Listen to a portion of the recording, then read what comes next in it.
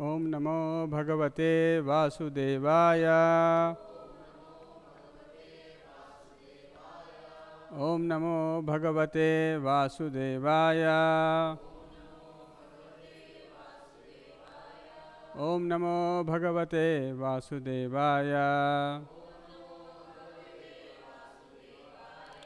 नारायणं नमस्कृत्य नरं चैव नरोत्तमं देवीं सरस्वतीं व्यासं ततो जयमुदीरयेत्। नष्टप्रायेषु अभद्रेषु नित्यं भागवत सेवया भगवती उत्तमा श्लोके भक्तिर्भवति नैष्टिकी। Reading from Srimad Bhagavatam, Canto 1, Creation, Chapter 8, Prayers by Queen Kunti, text number 35. Bhave asmin klishyamananam Bhave asmin klishyamananam avidya kama कर्मभिः अविद्या काम कर्मभिः श्रवण स्मरण अर्हानि श्रवण स्मरण अर्हानि करिष्यन् इति केचन करिष्यन् इति केचन भवे अस्मिन् क्लिश्यमानानाम् अविद्या काम कर्मभिः श्रवण स्मरणार्हानि करिष्यन् इति केचन भवे अस्मिन् क्लिश्यमानानाम् अविद्या काम कर्मभिः श्रवण स्मरण अर्हानि करिष्यन् इति केचन भवे अस्मिन् क्लिश्यमानानाम् अविद्या काम कर्मभिः श्रवण स्मरण अर्हानि करिष्यन् इति केचन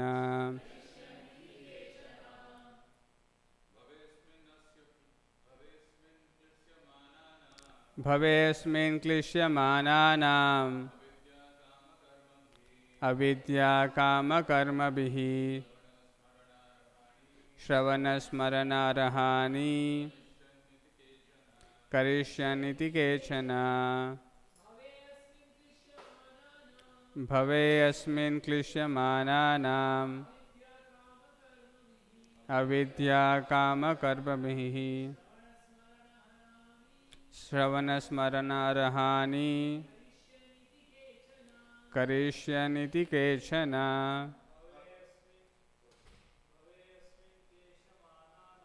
भवे अस्मिन् क्लिश्यमानानाम् अविद्या काम कर्मभिः श्रवण स्मरण अर्हानि करिष्यन् इति केचन भवे अस्मिन् क्लिश्यमानानाम्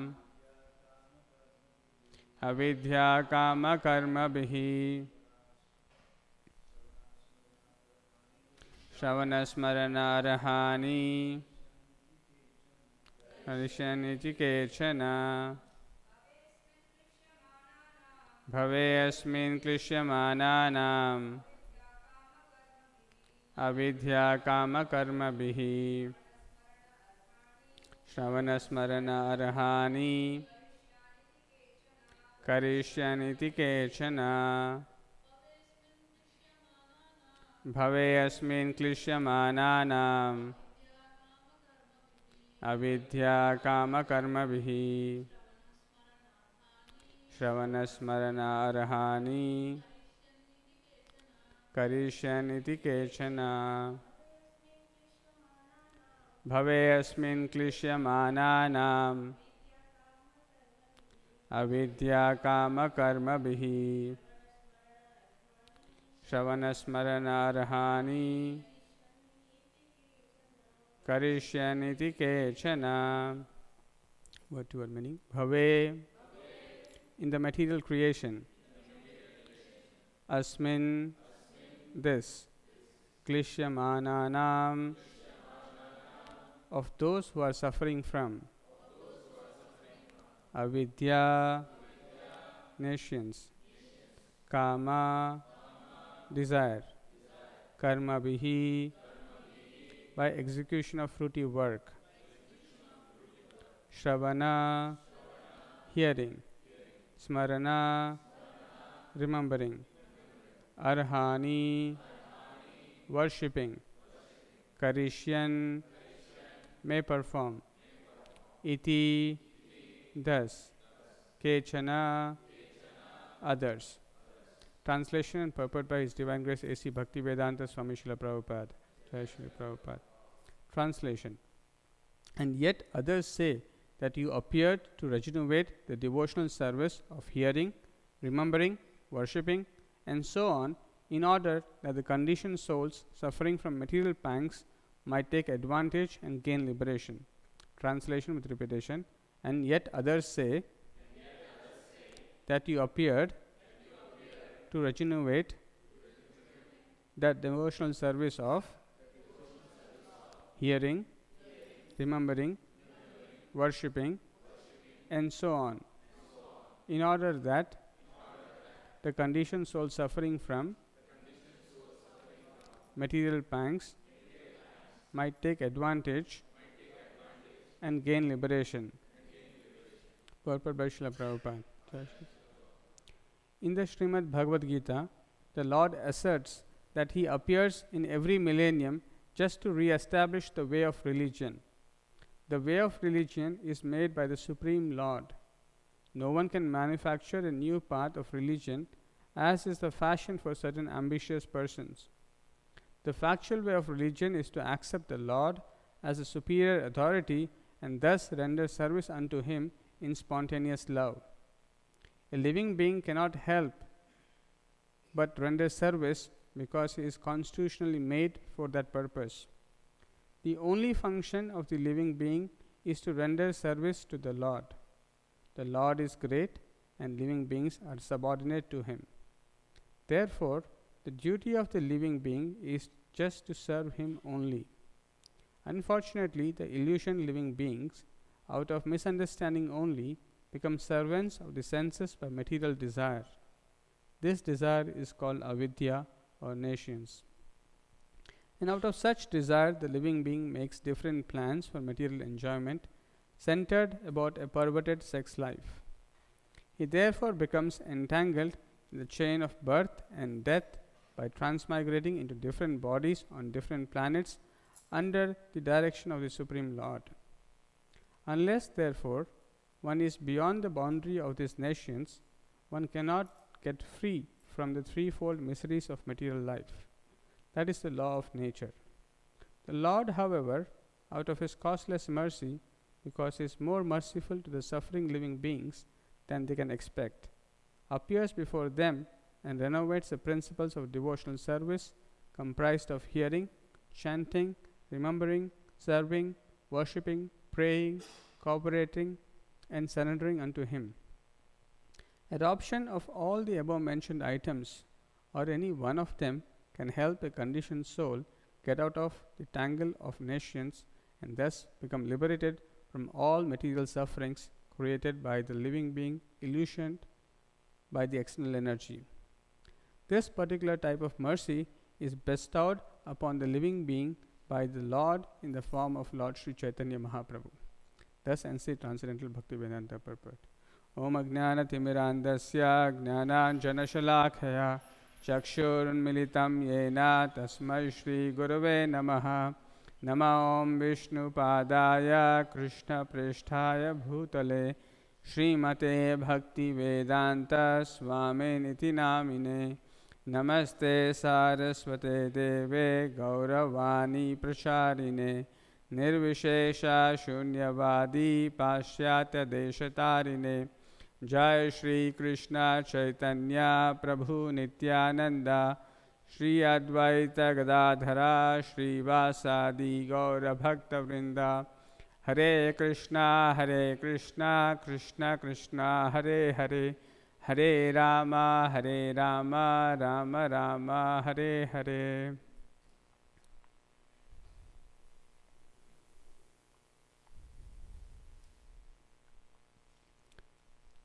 Hare Krishna. So, in this section of Srimad Bhagavatam, we are discussing the teachings of Queen Kunti. And as we have heard before, Sadanand Prabhu saying that these prayers are not just ordinary prayers, but they also contain philosophical truths, highest philosophical truths. And this is another one such verse which is again elaborating on some very, very important principles. And Srila Prabhupada, when he was giving a lecture on this verse, the first statement that he makes is that this is a very important verse. So it is not usually that Prabhupada says very important verse. That means this is something very, very important that we all should pay attention. So in this verse, Queen Kunti is addressing Lord Krishna, and she is offering her prayers, and she is saying, Bhave asmin klishyamananam. So Bhave in the material creation, asmin this klishyamananam, of those who are suffering from. So the very first sentence, Queen Kunti Maharani is bringing something very important. So in this material existence, in this material creation, the normal conception of people is that they can lead a very happy life. They can find a way by their hard work or by some luck, they can lead a very happy life. But she is saying that klishyamananam, people who are suffering, in this material creation, people are suffering. And Prabhupada mentions in the translation that the conditioned souls are suffering from material pangs. So it is a simple statement, but it is quite a profound statement that all the living entities in this material creation are undergoing material pangs. They are always suffering. But we are so conditioned to believe that by one form of education, another kind of job, another kind of family, friendship, society, or some other bonding will help us to overcome the suffering. And it's just a matter of time that once we finish whatever we are doing right now and go to the next level, we'll become happy and free from suffering. But unfortunately, that is not the case. And why is that is further explained by Queen Kunti. So we will discuss that the idea of avidya kama karma bhihi little later, as how a living entity ends up in this cycle of suffering and continues to end up in the cycle of suffering. So this verse is also giving another reason. Queen Kunti Maharani is giving another reason why Lord appears.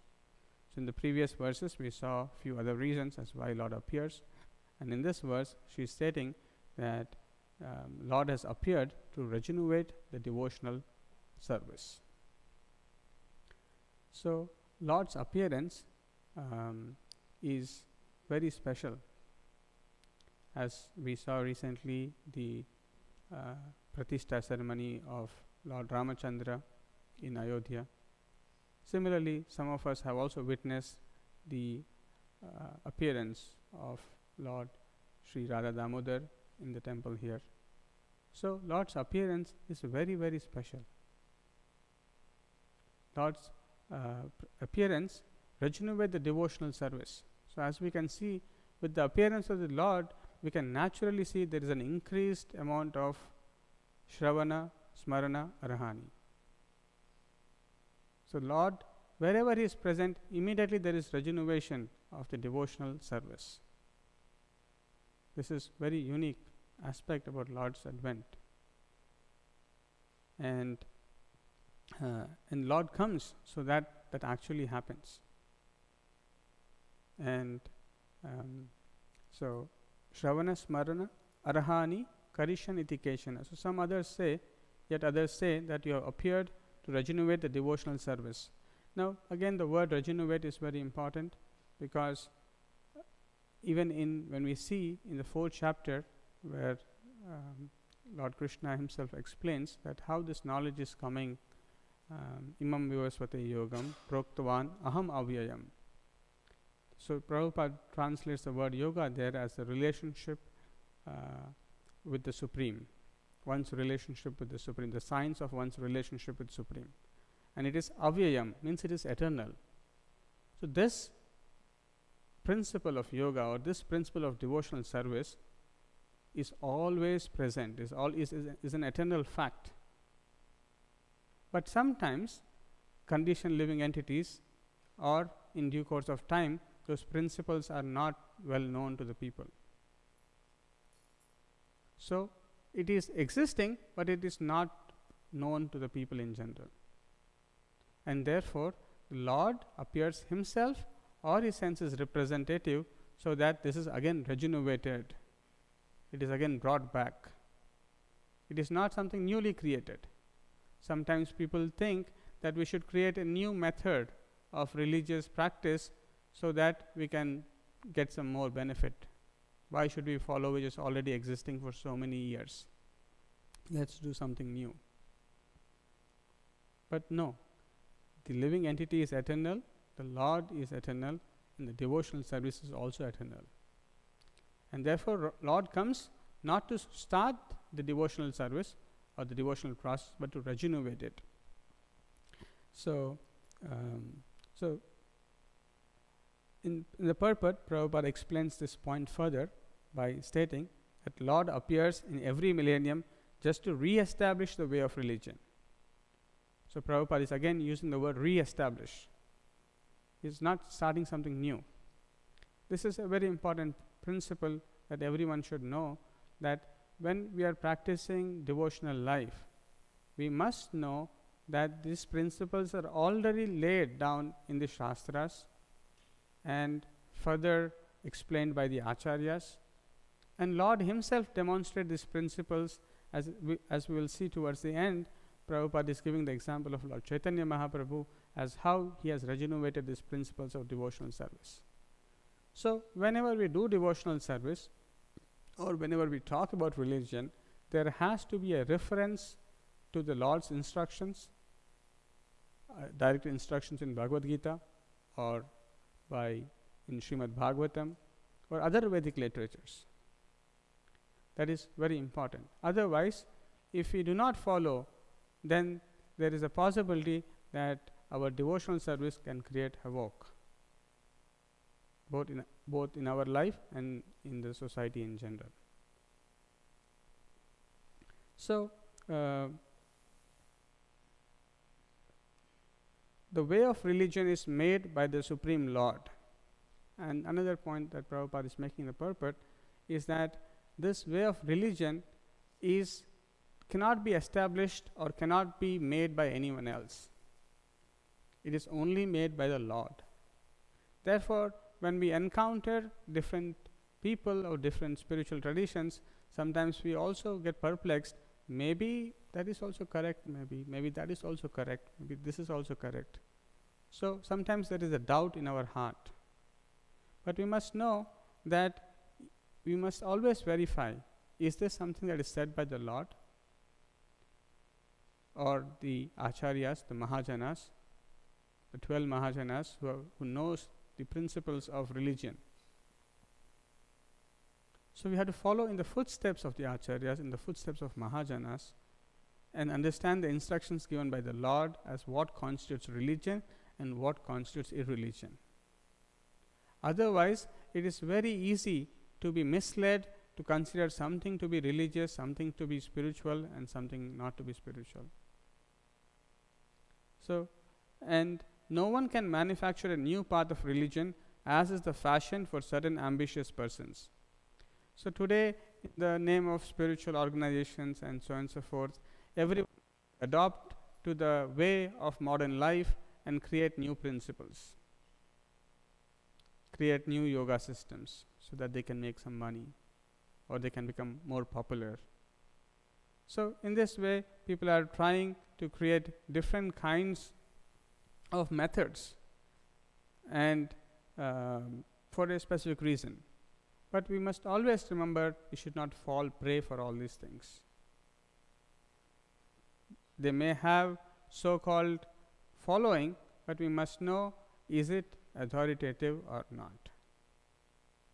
And here Prabhupada is further saying, the factual way of religion is to accept the Lord as a supreme authority and thus render service unto him in spontaneous love. So the factual way of religion, Prabhupada is again and again using the word, the phrase here, the way of religion. Prabhupada is not just saying religion, but he's saying way of religion. And in other places, Prabhupada also uses the word path of religion. In some Christian traditions, they also have this word path of religion in some places. Some of the people use. And the way they distinguish the idea of religion and path of religion according to them is that religion means it can constitute a belief. I can say, okay, I'm a Christian, I'm a Hindu, I'm a Muslim, I believe in Allah, Jesus, Krishna, Rama, and so on and so forth. It constitutes a belief. So on that basis, we may say, okay, they are all belonging to one religion, they are all belonging to another religion. But the path of religion means when you believe something, how are you acting? What is your activities? What is your direction? How are you proceeding based upon that belief? Are you working appropriately according to that or not? So most often we get confused when we meet people in general. They all will say, oh, I'm Christian, I'm Hindu, we know. But what is the path that you're following? Are you really following the path which is being laid down by the Vedic scriptures, by the acharyas? If not, then there is a discrepancy. That is not the real practice of religion. So one becomes a so-called practitioner of so-and-so tradition, so-and-so things, but not really taking the path that is being laid out in that process. So Prabhupada mentions that is to accept the Lord as authority. To accept the Lord as authority is very difficult for conditioned living entities, because conditioned living entities by nature is rebellious. So what is this conditioned soul? Conditioned soul is one who accepts illusion as reality, who thinks that lording over the material nature and enjoying independently is the way to live a successful life. A complete opposite perspective to what is one's constitutional position. So a conditioned soul is always rebellious to accept authority, to submit to an authority. And one who is not submissive to an authority cannot understand, especially to the authority of the Supreme Lord, cannot understand the Supreme Lord. So Lord is not visible to everyone, Naham Prakasha. So he is not that anyone and everyone can understand him. Unless one does not submit to his authority, he will not reveal himself. So to accept the Lord as a supreme authority, as we can see from the Vedic scriptures, the great demons like Ravana, Hiranyakashipu, Hiranyaksha, they all denied the authority of the Lord. And therefore, even though they performed great austerities, they could never understand the Lord. So similarly, if one denies the authority of the Lord, then one is not actually practicing the real religion. One may wear nice dhoti, so many things, may wear so many forms of tilak and go to temples and things, but am I willing to abide by the authority of the Lord? That is a very important symptom to check. A devotee, a pure devotee, completely abides by the authority of the Lord. Now, for example, there is always a conflict. People will say, oh, where is intelligence? Where is mind? Can I see? Where is the soul? Can I see? What happens after death? I cannot see. So I will believe some scientist, I will believe some others, and a random opinion, a popular opinion, vox populi, Prabhupada says, that whoever are the majority people, whatever they say, we will accept that, is a modern friend. So if that is the way one goes about, then one cannot reach to any conclusive truth and one will become confused. But on the other hand, devotees or one who accepts the authority of the Lord are called suras, and who don't accept are called asuras.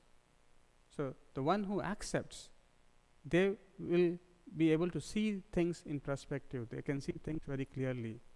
What is life? Why there is suffering? What is happening after death? Jnana chakshusha.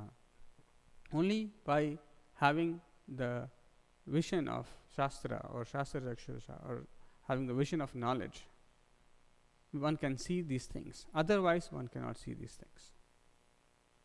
Vimuda nanu pashyanti gnana chakshusha. So, unless we don't develop this faith in the authority of the Lord and His instructions as given in Bhagavad Gita, a living entity has to go on through the struggle, and one has not actually reached to the real path of religion.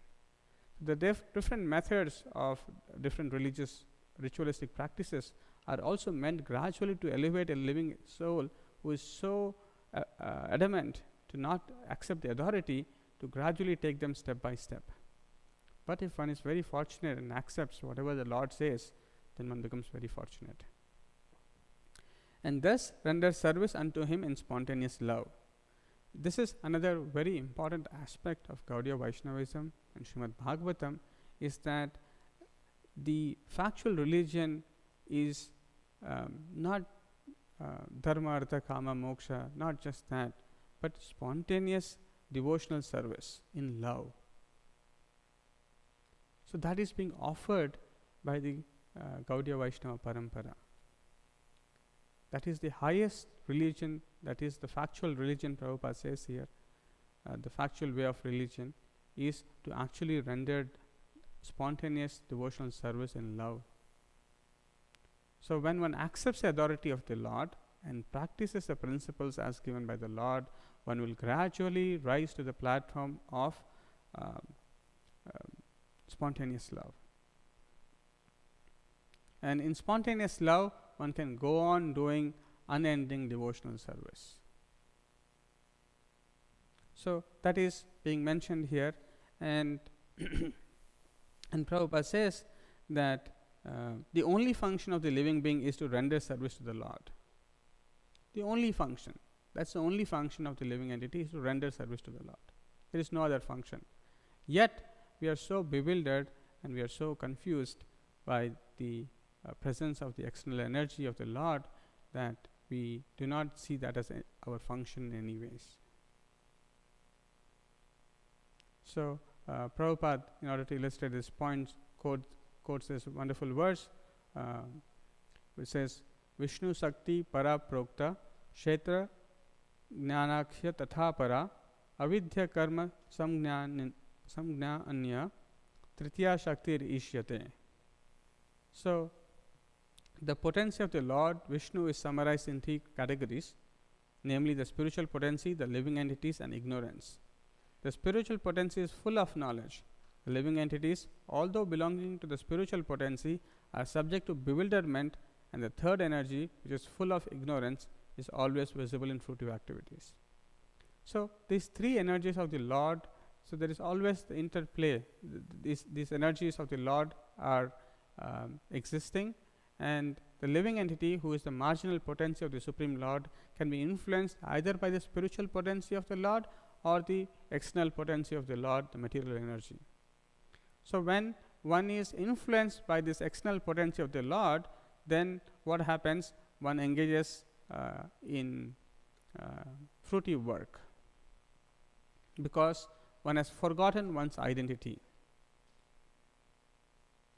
And then, because one's identity is forgotten as servant of the Lord, so one immediately starts thinking oneself as master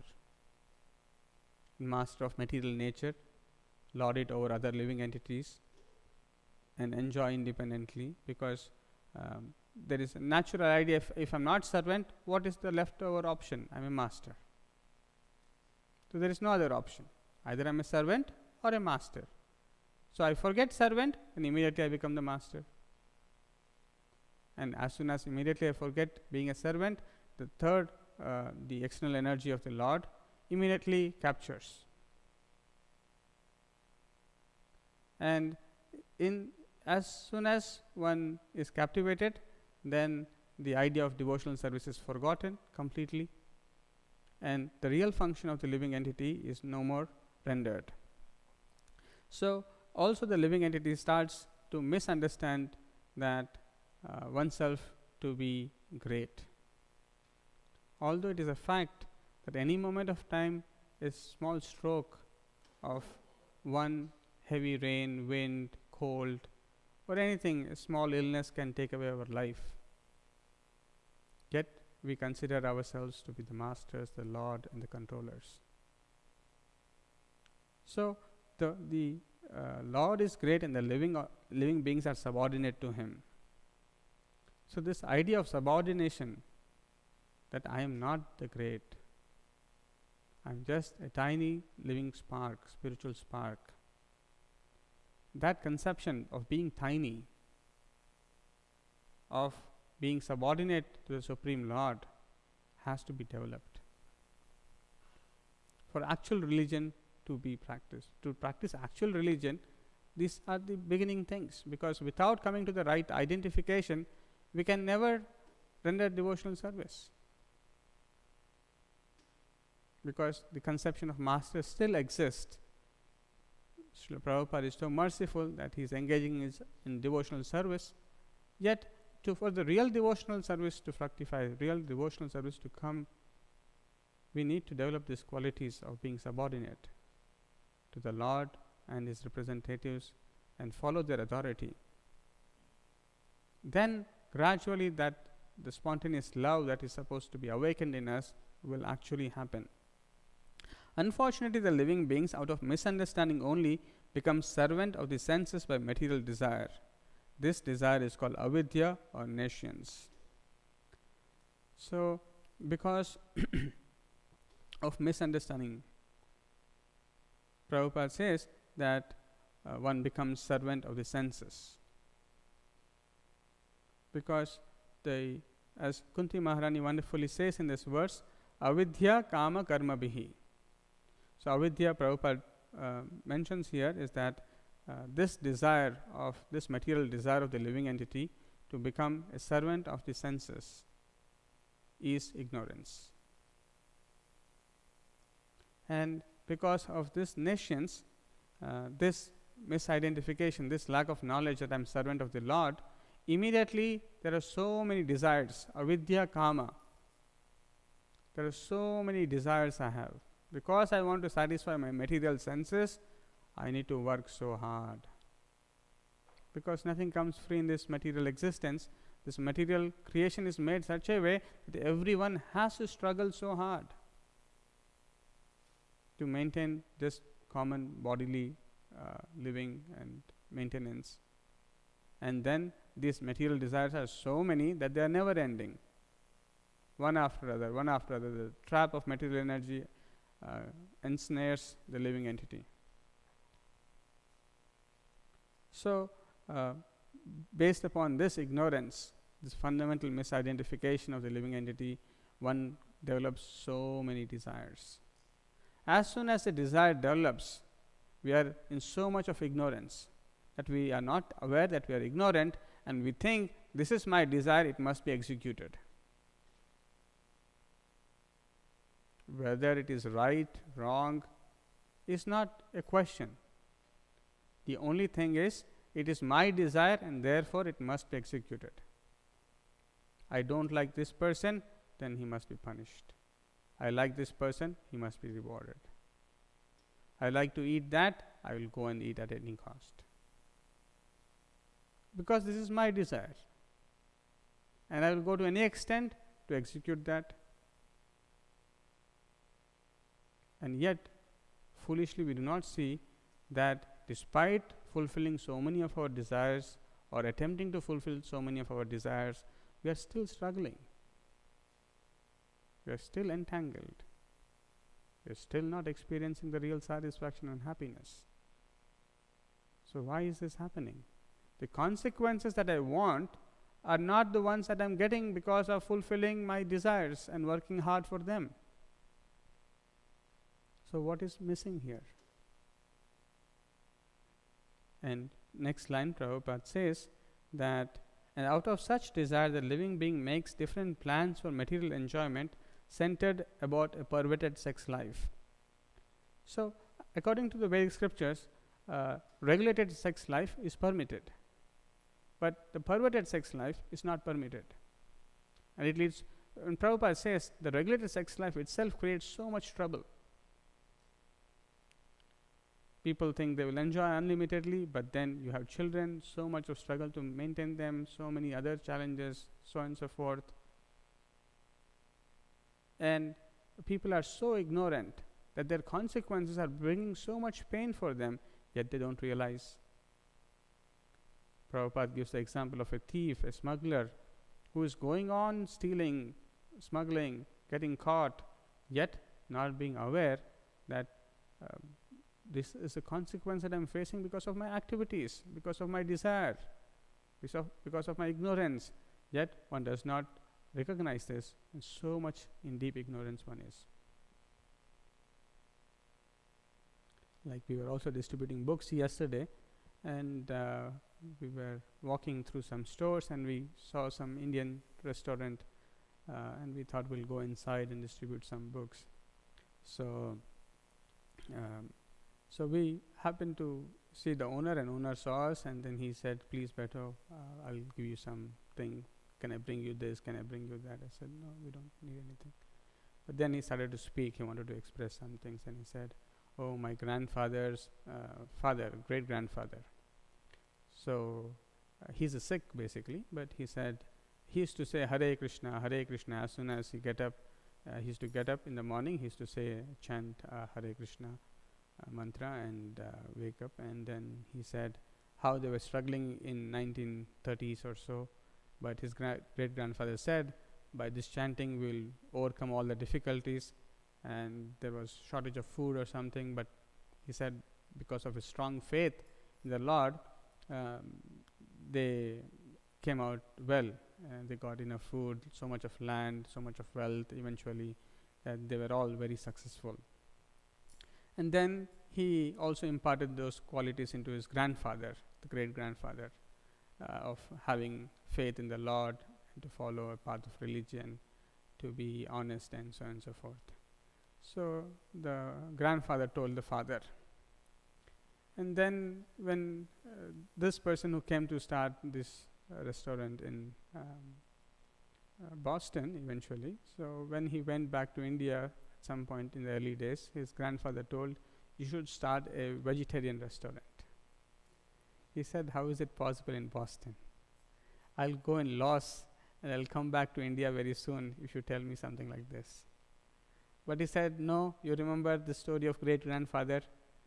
He became successful, so you should also follow the same path." So then he said, "Okay, I'll try." Then it seems that he started, and it eventually became successful. And he was saying that he was having 4 or 5 stores, but amongst them, this is one of the it is doing very well. But You see, the intention of the maybe the great grandfather was very more purer than what is later. So while this person made a vegetarian restaurant, next to that he kept a nice, beautiful bar. So, while the intention of the great grandfather was to fully trust the Lord and depend and get the mercy of the Lord, he thought, okay, I keep the vegetarian part right, but the other part I will mix it with what I think is right. You see, how interesting is the way of religion that is being practiced. How the principles are so finely diluted.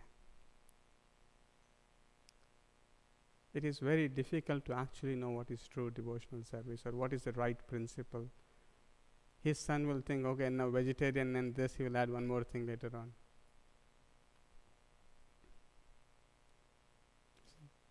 And one is not aware that what consequences all these things bring, how the sinful activities will make one more and more entangled. The 4 illicit principles are so rampant because of the material desire to earn little more. I will start something else which my grandfather did not tell me, because there is a desire to earn more, and one cannot see the consequences. Oh, I am making so many people get addicted to these things. Why should I do that? I will incur sin. There is no fear of sin. There is no concept of sin. The material desire overpowers everything. Even in the name of religion, the idea of material desire penetrates, both individually and collectively. And people think how religion can be used as a means to make profit. So, as much as they talked about Ram Mandir, after that everything is about the economic development the Ram Mandir brings. You see, the devotional principles are taking a back seat. The glorification of the Lord, how much can we increase doing more? That is forgotten, because the material desires create a perverted acts. So the living entities fall prey to that, and they do not see. And then Prabhupada says, he therefore becomes entangled in the chain of birth and death by transmigrating into different bodies on different planets under the direction of the Supreme Lord.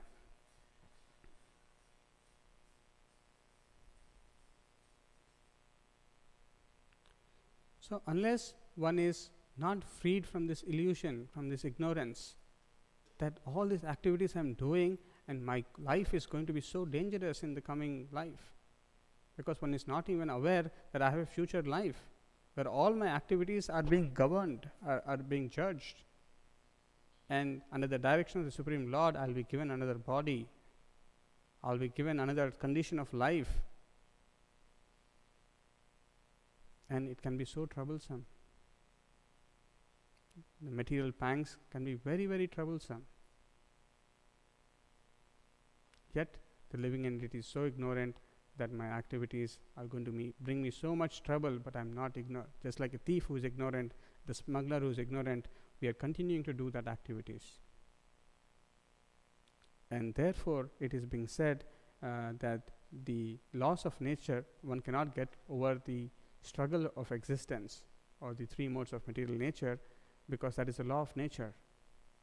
If one remains ignorant, if one performs activities, if one desires which is not appropriate, one has to exist in this material existence and undergo the suffering. That is a law of nature. The only way to come out of this is to get the right knowledge, because the struggle starts from ignorance. Because of ignorance, we desire sinful things, things which are not good for us. Because we desire something and we are so adamant about our desires, we start working on them. And we get unwanted consequences again and again, yet we are so ignorant that we just try to manipulate something with something else, and then again do the similar thing, punascharvita charunanam. And this is also known as durashaya, hope against the hope. I am failing again and again, yet I don't wake up that I am doing something wrong, and I continue to do the same thing. So this is the condition of the conditioned living entities. And therefore, Prabhupada says the Lord, out of his causeless mercy, because he is more merciful to the suffering living beings than they can expect, appears before them and renovates the principles of devotional service comprised of hearing, chanting, remembering, serving, worshipping, praying, cooperating, and surrendering unto him. So, because of this condition where the living entities are so ignorant of their own ignorance, the Lord is so merciful that he appears. He personally comes so as to regenerate these principles of chanting, hearing, worshipping, praying, and so on and so forth. And therefore, this 9 processes of devotional service are such a great benediction to come to know about them, because common people are not aware about this. Who has the ability to read Vedas? Who has the ability to understand what is being said in those texts? And where is that essence of devotional service which is mentioned there? It is such a rarity.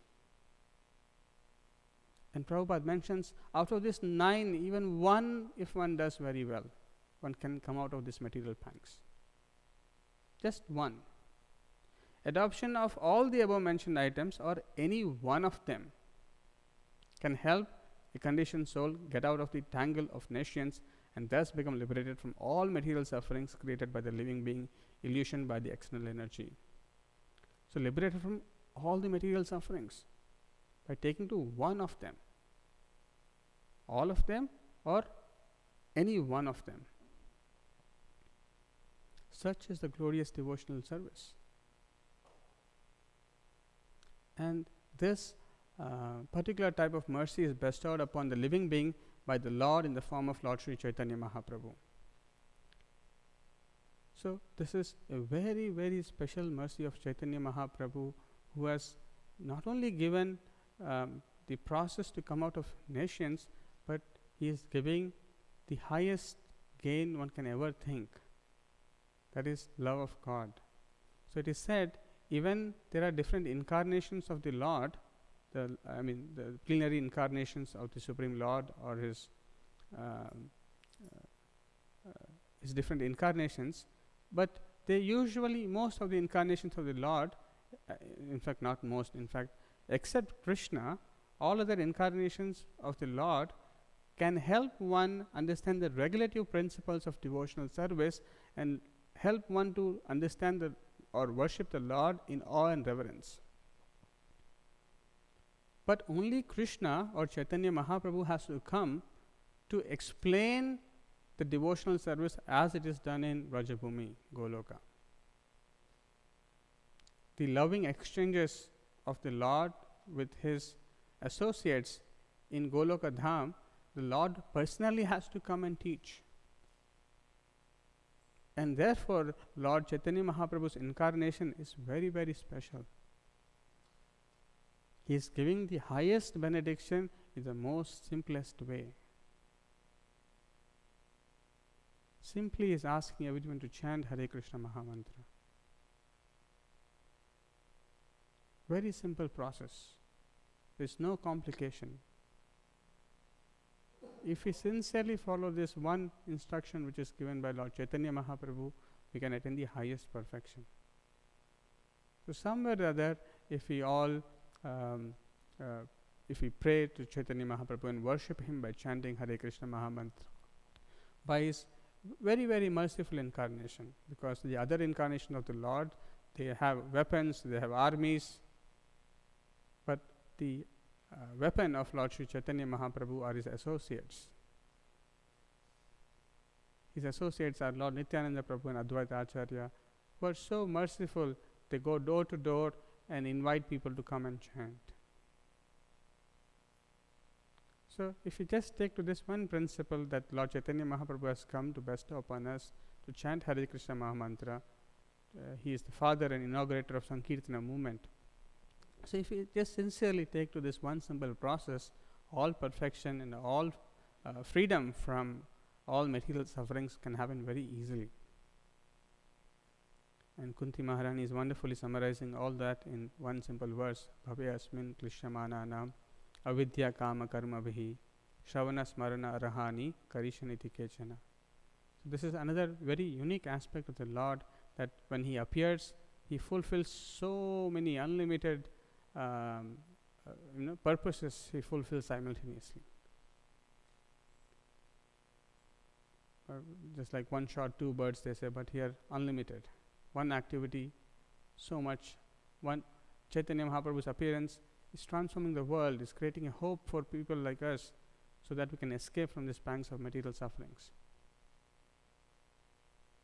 Similarly, we are very fortunate to have the appearance of Sri Radha Damodar here, by whose mercy all material pangs will vanish if we all sincerely worship. And this practice of Shravanam, hearing, Smaranam, remembering, worshipping the Lord, if you all take very seriously, then as Kunti Maharani says, that the sufferings of the material pangs will be taken away, and we can all experience the highest happiness. I'll stop here and see if there are any questions or comments.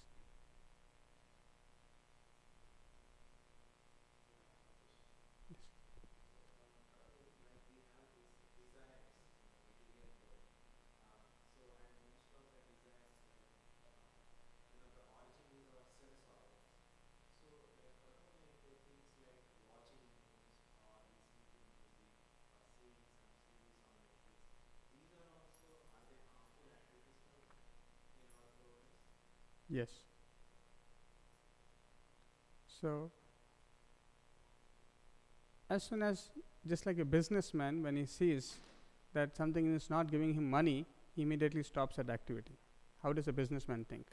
He thinks only money. If there is money, he will go there, otherwise he will not go. His only transaction is with money.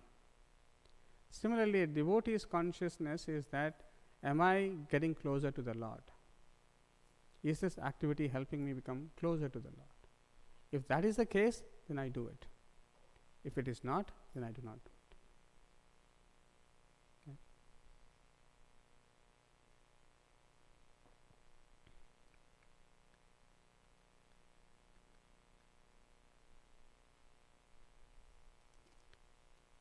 Okay, if there are no questions, we'll stop here. Grantaraj Srimad Bhagavatam ki, Jagadguru Srila Prabhupada ki. Thank you all. Hare Krishna.